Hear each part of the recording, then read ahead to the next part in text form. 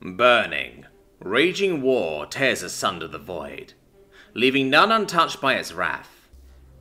In the darkness there covers those who would fear the light, and the judgment it would bring. In the sheltered light there reside those who teach and heal. Between them resides the thin line of war, of slaughter, and of rage. Gone are the binding chains, the restraints, that have for so long held humanity at bay. All that remains are the angels. 15. 15 angels had drawn the line, and they had held it. They had battled for hours, and one by one they had fallen under the flashing blades. He had watched. From the moment those 15 columns of fire had landed, until only one remained. He had waved the angels in white off time after time, giving away his spot on the shuttles to others. He would stay. He would remember.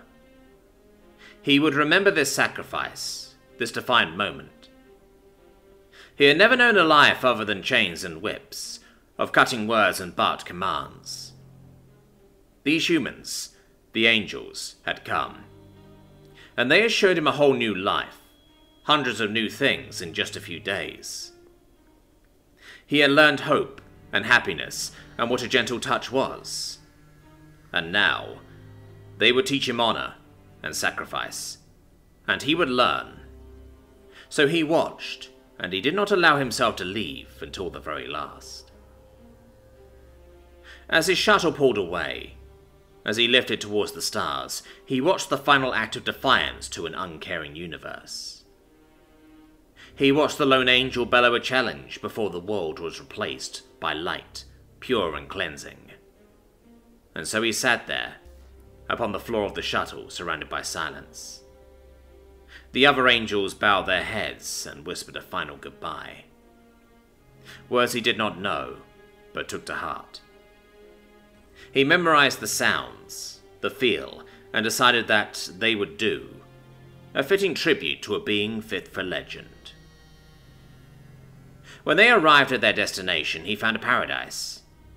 The humans had given them a planet to be theirs.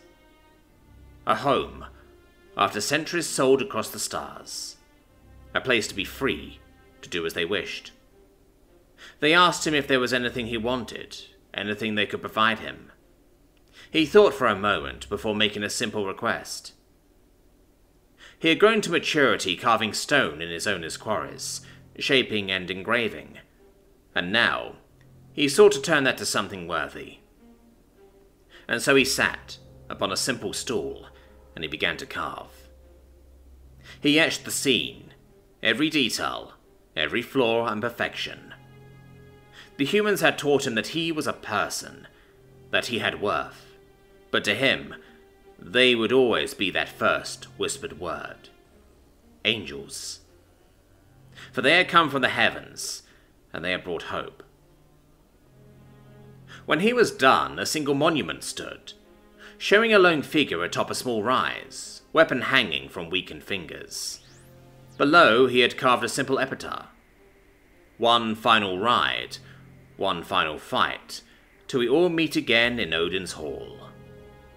And so, as others saw it, they came to him, and they brought their own stories, their own heroes, and for them he carved it, so the world may never forget. By the time he finally set down his hammer, that simple monument had become a tower, every face bearing the scenes of hope, sacrifice, honor, peace, and love. There he recorded that most valuable of lessons the angels had taught the universe. If they all stood together, even the uncaring universe could be made to kneel. You may call them demons and monsters for the acts they commit. You may slander and deride them for being naught but weapons of slaughter. But I shall always call them what they were, and still are. They are our angels, and they are lost. There is no more home for them, and the universe does not care. I will always care, though. the sculptor before the monolith.